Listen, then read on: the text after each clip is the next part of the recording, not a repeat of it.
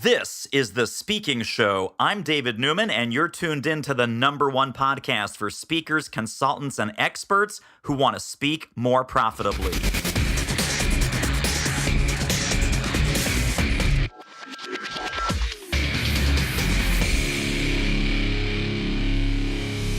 My guest today is the awesome and amazing Yifat Cohen, guru of live video, business building, audience engagement. That is your thing.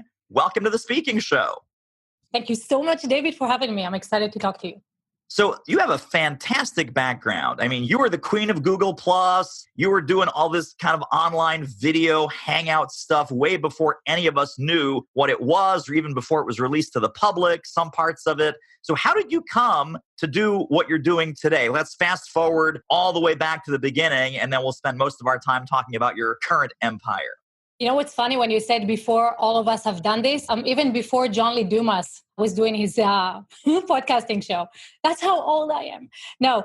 So what had happened was Google Plus came out with beta Google Plus and invited just a few people into the platform. And before Google Hangouts, before Google Plus, I really sucked on social media. Like I would get no engagement whatsoever. And it was heartbreaking because I was going through my pregnancy and I'll be like, this is what's happening. And, it's such a personal experience and nothing happens. Cricket, right? And then Google Plus came out and all of a sudden I'm surrounded by my peers. I didn't even know that, but we're all geeks because we're all like, who loves a new product? Who loves a new platform? And so we're all kind of like, what happens when I do this? What happens when I do that, right? And for me, it was all of a sudden like, wow, like a light bulb went off. Because I was like, we're connected over a shared passion, whereas in Facebook, which was back then for college students, we connected because we knew each other and we didn't really have anything in common except the fact that like, oh, my family doesn't care about what I do. So all of a sudden I have all these people who care and they get it and I don't need to explain anything. And relationship flourished. And then Google came out with Hangouts.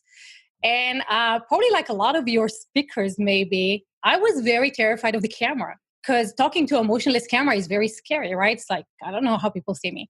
So I don't know if like, remember way back when there was this like camera layovers where you had a person or a fish or a shark and you talked and it moves their lips like that? I don't remember the moving lips. No? I remember the cute little stick-on things that like, just look at the fishy. Yes. And then they had them where they imitate your expressions. And after that, Google came out with Hangouts on Air. And I was one of the very few people to get access. And the reason why I got access was because my community went to Google and said, hey, give her access because we want to watch her. So the first thing that I would tell all of you guys that are watching, create a community because there's a lot of power in the community, right? And so because I was one of the very few to do that, I went around and I went to the vice president of Walt Disney and I was like, hey, I'm one of the very few who has a show. Would you be on my show? And then I went to other, fancy people and I was like, I have a show. Can I interview you on the show? And slowly, that grew because I'm the only girl who has a show, who has an accent. And what I did that was different is that I allowed the audience to come in and speak to my guests. So like, when do you ever get to speak with the VP of Walt Disney? Never. When do you speak to, Guy Kawasaki or the youngest president of the NAACP or even a CEO, right? Like, when do you get to pick the brain of someone, an expert in your field? And so that actually grew in engagement. And there was one time where I was going toe-to-toe with Gary Vaynerchuk and Guy Kawasaki at the same hangout, which I didn't know we were going on at the same time. And because of the engagement, I got like 4 times more the views, the shares, the comments. And I'm like, hey, granted, they will crush me any day of the week, right? We're not comparing. But at that one moment in time, I got 4, one of my buddies said, how a little Jewish girl crushed Gary V. I was like, I'll go with that. I like it. So let's go back. I know this word is very central to what you have done and what you are doing now. You said, I have a show. Yes. I have a show. So Google Plus, Google Hangouts, is a show simply you're on a Google Hangout at a regular day and time during the week? Is it more than that? What's the definition of a show as opposed to someone who flips on the camera now and again and does some random videos? Great question. The difference is you have structure, right? So people, yes, there's a time and a place. Everybody knows when we're promoting. but also you have structure for the show and you have guests that you're interviewing. So kind of like a live talk show. You know how Oprah started, right? All of us can do exactly the same thing. She was interviewing people about everyday things that happened to them. That was a show. Now everybody can have a show. You don't need a studio. You don't need anything, right? You have your computer and you can go as professional as Grant Cardone, which a lot of people told me they haven't seen how professional that guy is. So go check that out. Which is like sitting around in his living room with like a bag of chips on the coffee table. Someone told me he's like, Grant Cardone is like the news. Every day, 9 a.m., he goes live. And he does, which is amazing because that guy is a multimillionaire, right? With jets and all that stuff. He still does every day live videos. It's the one piece of social media marketing that is impossible to outsource. Right. Right? Like, no, yes. This isn't really David Newman. I'm not really talking to Yifat here. These are virtual assistants that are doing this interview. Exactly. Nope, it's really us. It has to be really us. Yes, that's such a great point, actually. The only thing that I would add is the difference between passive viewing and active participation, right? So where most people, when they do shows, it's just them interviewing. And then they pick and choose whichever comment they want to respond to. That makes your audience go like, okay, you know what? When you're done, I'll watch it twice as fast because I'm not really participating in the conversation, right? So why would I be standing here watching you on Facebook when there's all these other distractions happening at the same time and they're pulling my attention, right? Where you actually interact with your audience, it's different. Oh, for sure. And this even goes back to the days of back when Blab was a thing, and back when Periscope was way bigger than it might be today. People would say, hey, guys, Periscope is not YouTube. It's not a one-way, fixed, perfect piece of video. It's a conversation. It's like your neighborhood coffee shop where people walk in, they go, oh, Yifat, you're here. This is great. I have a question for you. And blah, blah, blah, blah, blah. And then, someone else comes in. Oh, Bob, do you know Yifat? This is fantastic. And it's that community feel. So talk about what are some building blocks around this community building that you and I both see as important, but what do you recommend people do to build community, both online and offline, and not just with video, but with their email, with their blog, with all of their online presence? What are some community building strategies that are your favorites? Yeah, so I want to tap into what you said about Blab. Blab was very successful, right, at the time. And the reason why it was shut down was not because it didn't grab attention from people, is because the creators wanted to use it as a YouTube platform, as a Facebook Live where we have broadcasters and people doing show. Instead, exactly what you said, people wanted to connect with each other, right? So they ended up spending 5 to 7 hours every day on the platform, just blah, blah, blah, blah, blah, blah, blah, right? And this goes back to the community. People want to connect. So my biggest thing is like, don't create more content. Focus on connection, right? And if that connection happens in your backyard, meaning another baitan is like, don't build your house on rented properties. Your Facebook followers are not your audience. If Facebook shuts down today, you have no access to all the people in your groups, right? So move them to your own community where you give them the space to blab with each other. And then what happens is they spend time on your site rather than going to Facebook. They're sitting there talking to their friends. And if you build that community rather than a fan club, then you got them for life. You are in the retention business rather than the acquisition business, right?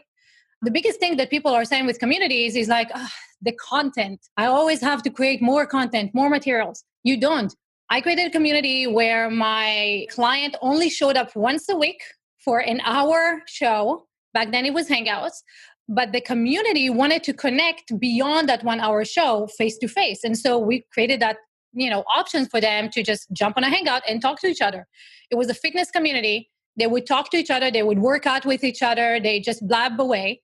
Community lasted for 4 years. And up to today, the client got divorced, closed the business and all that stuff. But the original members are still on a chat app, blah, blah, blah, blah, blah, blah, blah, blah, blah, blah, right? And then what they're doing is they are connecting with each other. They're flying over to meet each other face to face. So as a business owner who creates that space for people to connect, it's a natural thing for a live event. It's a natural thing to buy your book. It's a natural thing to listen to you, to refer to you, because you're the platform. Hey, good looking. Are you currently getting paid to speak? Would you like to ramp that up? We can help. Book a confidential speaker strategy call with our team at doitmarketing.com/call, and let's see what we might do together. The call is free, but the results may be priceless. So talk a little bit about rented property, because you say Facebook is rented property, but also Google Plus is rented property, and LinkedIn is rented property. When you say bring them onto your website, I'm guessing what you mean there is there's some proprietary WordPress kind of community bulletin board plugin thing, correct? Yeah. It doesn't matter how you build it, really. You say it doesn't matter? No, it doesn't. What people care about is ease of use, right? A way to connect and some shared passion benefit. It doesn't matter if you build it on Mighty Networks. Well, that's another rented property, right? But your own domain, your own website. Right. So my question is, this is a tension, right? This is a challenge for a lot of people. Do I want to pull people into some place where they would not ordinarily go? And your membership websites have the same problem, right? You always have to log into that membership website. You have to log into that community. If people are already on Facebook, you're one click away. They don't have to go to a different URL, different username, different password. They're on Facebook already. They're on LinkedIn already. They used to be on Google Plus already.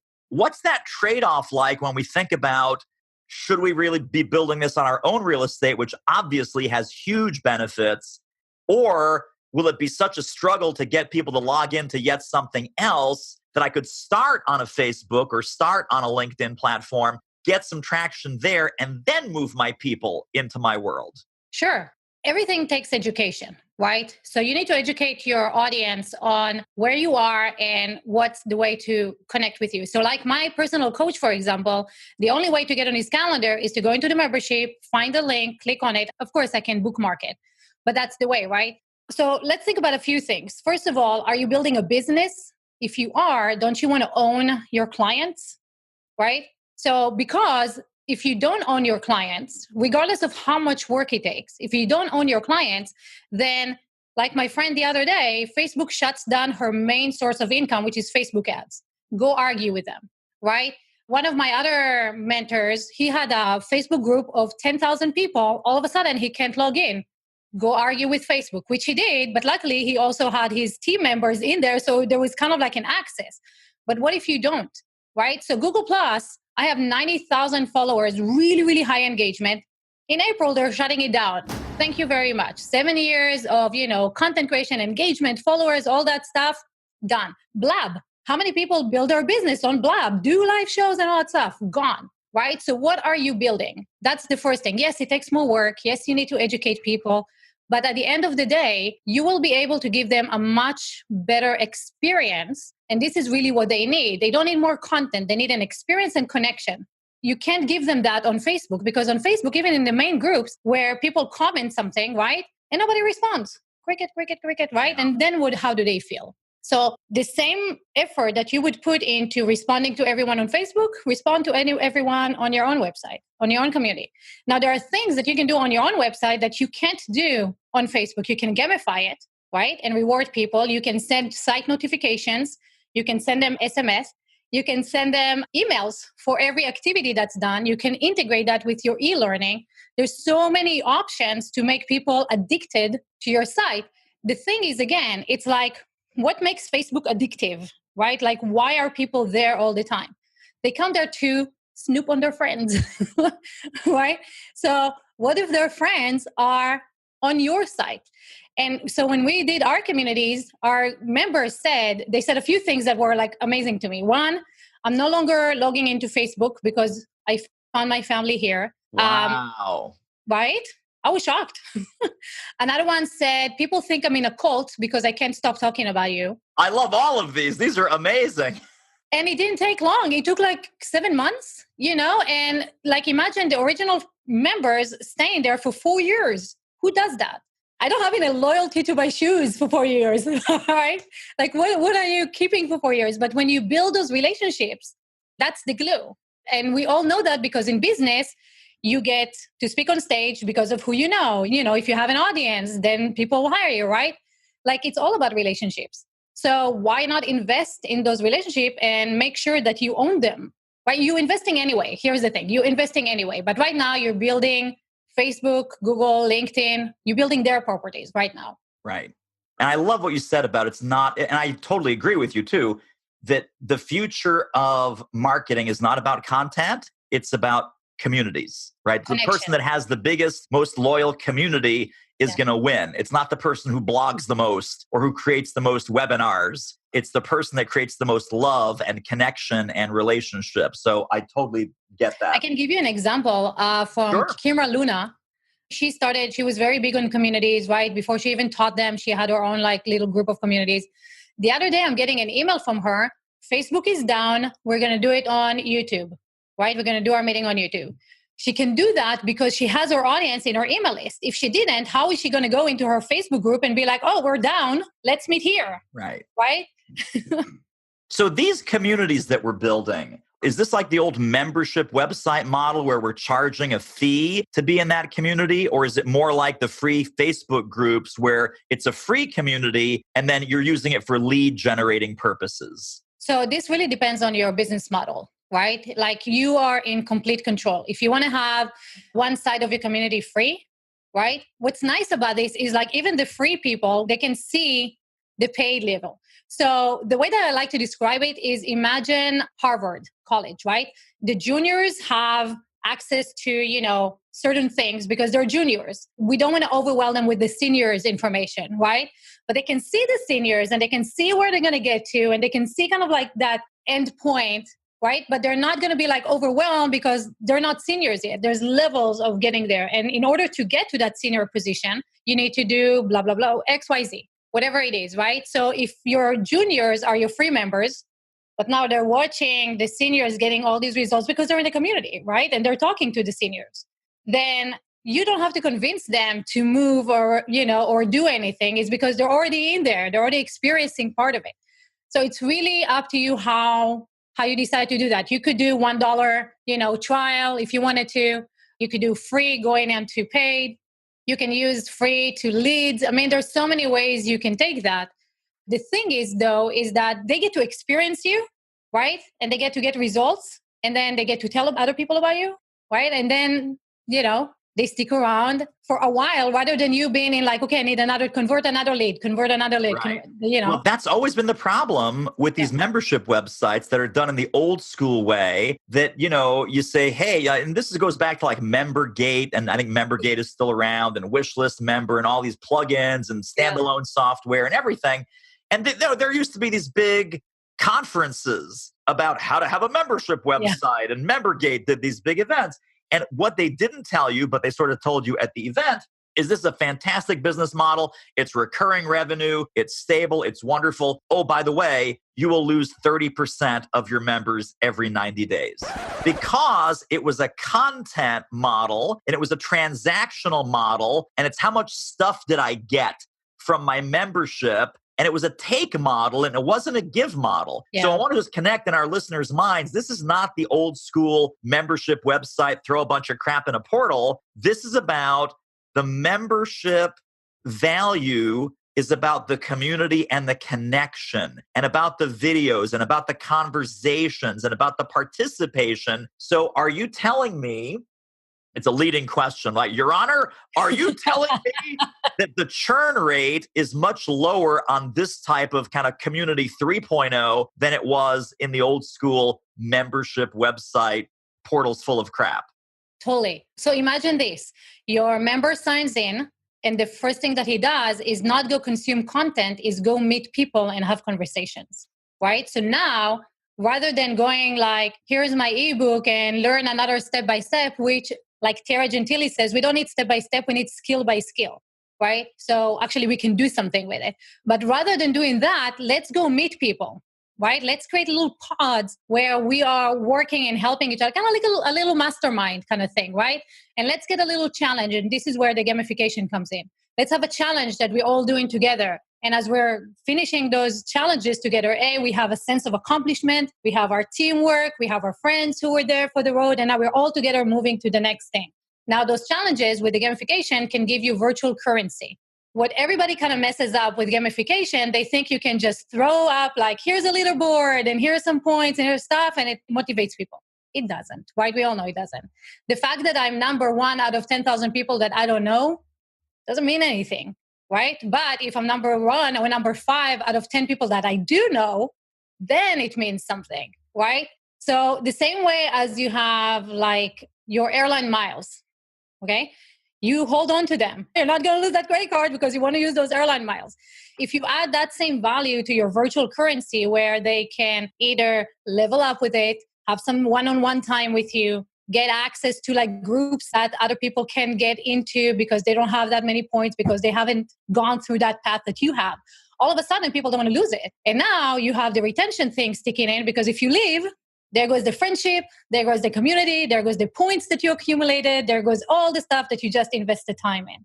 So the model is not around like, let's throw content at you. The model is like, how can I cultivate the best relationship for you right now so that you don't feel alone, so that you feel supported, so that you learn together with someone that you advance, and then you go out and go like, dude, come on.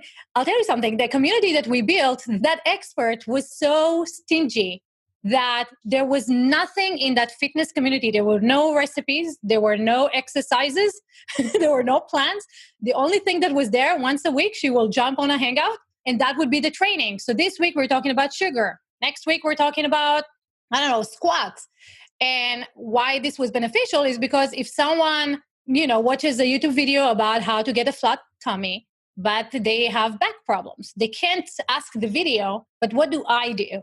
But in this live training, you can be like, yeah, but I've tried and I did and this thing, blah, blah. And you can, coach them through that.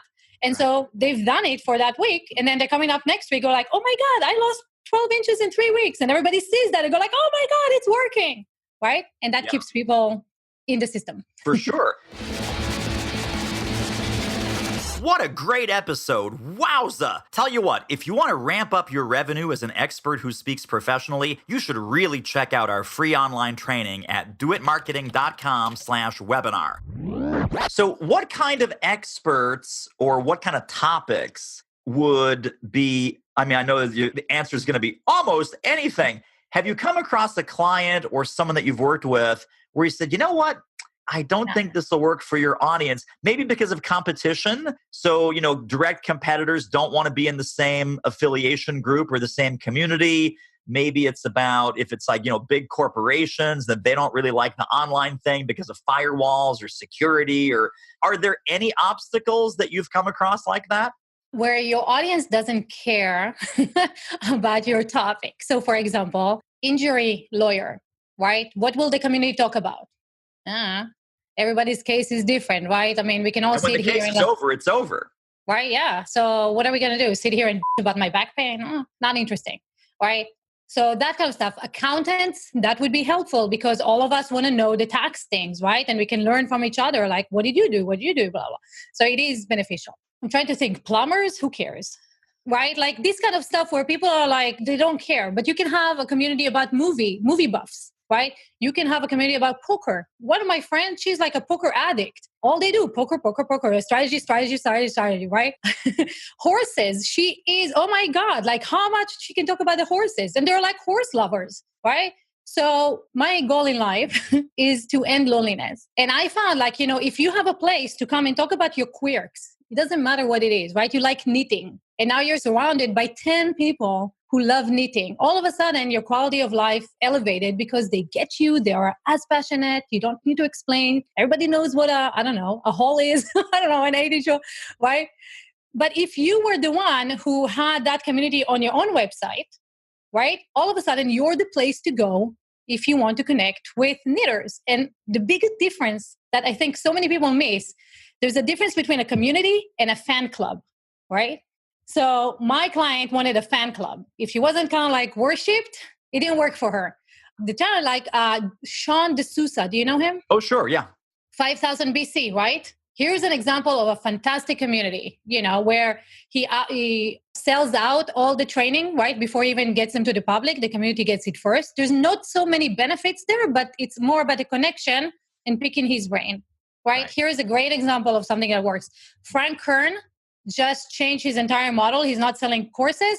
Everybody can get all his training for $500 a month. So 1,000 people at $500 a month, how sad are you going to be with that? Pretty right? good. So also, I think what you're talking about with Frank and with what you're recommending is the magic of this monthly recurring revenue. Yeah. Right? That's really the magic. If you're chasing the next gig, you're chasing the next check, you don't really have a business, you have a practice. Yeah. If you know that, God forbid, you get hit by the ice cream truck tomorrow morning, you still have $40,000 coming in just because people want to be in that community, not even with you because you're under the ice cream truck, but with each other. Yes. And you are the convener of that community, and they're going to have a very nice send-off party for you and beautiful music and flowers and, lots of crying. But they're going to stay connected and they're going to keep paying, not because of you, but because that's where all their friends are.